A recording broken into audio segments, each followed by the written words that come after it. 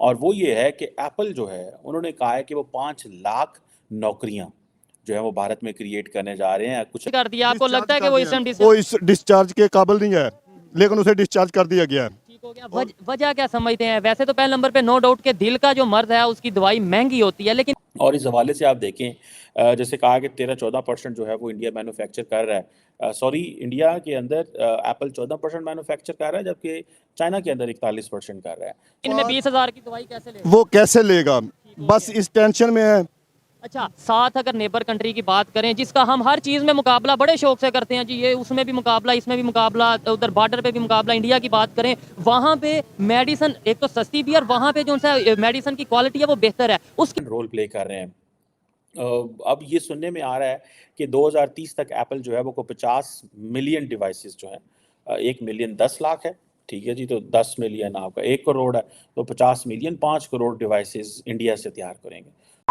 नमस्कार दोस्तों, एक खबर आ रही है। एप्पल कंपनी भारत में करीब 5 लाख जॉब क्रिएट करने वाली है, जो कि बहुत ही बड़ी खबर है। भारत में करीब 14% एप्पल का प्रोडक्शन होता है और आगे ये बढ़ा जा रहा है क्योंकि चाइना का जो भार है उसको खत्म किया जा रहा है और भारत में शिफ्ट किया जा रहा है। इस पर पाकिस्तान के जो लोग हैं उनकी जली हुई है, आप देखिए इस वीडियो में।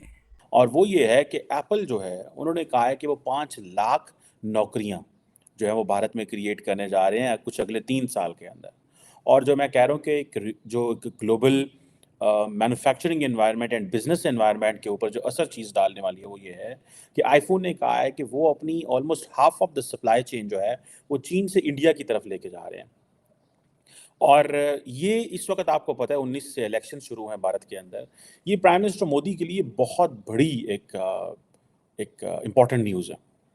जबकि वो इलेक्शंस के लिए जा रहे हैं, उनको माहौल चाहिए, उनकी ऑपोजिशन जो है उनको बड़ा टफ टाइम दे रही है, वो प्रेस कॉन्फ्रेंस नहीं करते, उन कर्जे बड़े ले लिए हैं, उन्होंने उनके पास आई थिंक वो 45,000 लाख लाख करोड़ के कर्जे थे और अब 2 लाख जो है वो करोड़ के हो गए हैं। इस तरह किस्म के जो कर्ज़ों की बातें भी हो रही हैं। बहरहाल मैं अभी इंडियन पॉलिटिक्स के अंदर की बात तो नहीं कर रहा, लेकिन I am just talking about this कि how this is going to shift the entire discussion from one country to another।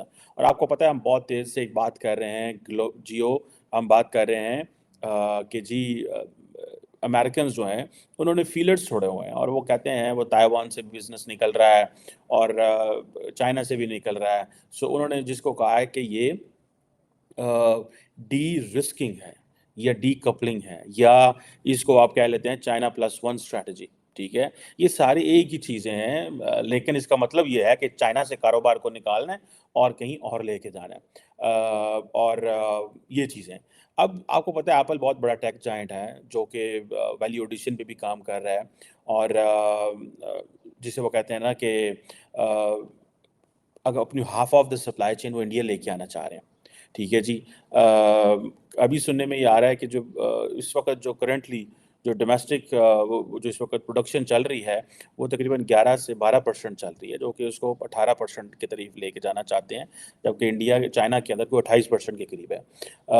ये एक बड़ी इंपॉर्टेंट डेवलपमेंट है for Indian youth, for Indian business, for Indian economy, Indian politics, for the favorable environment for which they are working, and एक overall जो जिसे कहते हैं ना कि एक environment completely change जो है वो हो जाएगा। और इस हवाले से आप देखें जैसे कहा कि 13-14% जो है वो इंडिया मैन्युफैक्चर कर रहा है, सॉरी इंडिया के अंदर एप्पल 14% मैन्युफैक्चर कर रहा है जबकि चाइना के अंदर 41% कर रहा है। सो ये आप देखें कि ये कितनी बड़ी तादाद में ये 14 से वो 20% जाना चाहते हैं with in the next 5 years की बात हो रही है। सो अगर ये 20% पे चले जाते हैं तो that's a big news in fact. और आपको पता है जितनी भी एप्पल्स की जॉब है, एप्पल की जॉब्स हैं, ये ब्लू कॉलर जॉब है।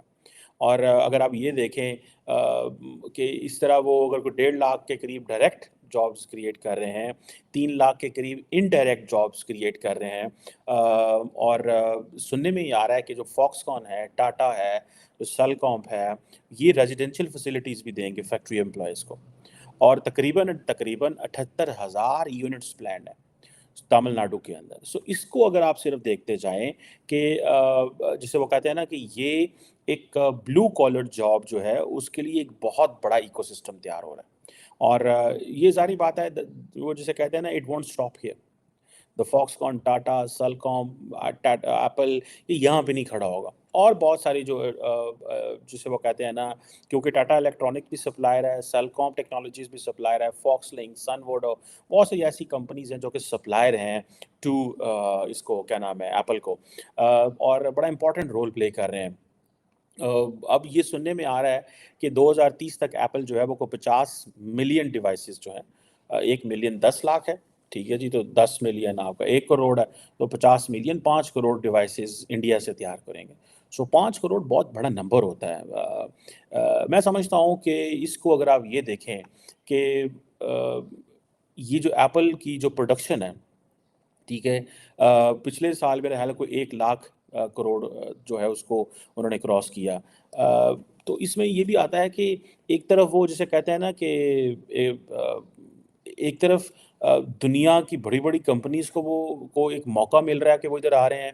फिर जो दूसरे इस तरह की कंपनीज़ हैं, सप्लायर हैं, उनको मज़ीद मौका मिल रहा है कि भाई चलो वहाँ चलते हैं, वहाँ काम है, कारोबार है, वहाँ इस तरह की चीज़ें हैं। सो ये चीज़ें तो अब आपके सामने हैं। सो जैसे मैंने कहा कि 1.5 लाख जॉब्स पहले क्रिएट हैं, तो 3 लाख के करीब वो मज़ीद करने जा रहे हैं। कर दिया, आपको लगता है कि वो इस वो इस डिस्चार्ज के काबिल नहीं है, लेकिन उसे डिस्चार्ज कर दिया गया है। ठीक हो गया।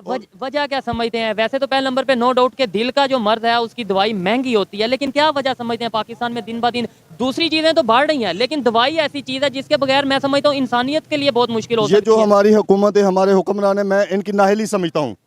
इन लोगों को इस चीज़ पे तवज्जो देनी चाहिए। एक बंदा एक दिन में 1000 रुपया कमाता है, और वो 4 दिन में 20,000 की दवाई कैसे ले? वो कैसे लेगा? बस इस टेंशन में है।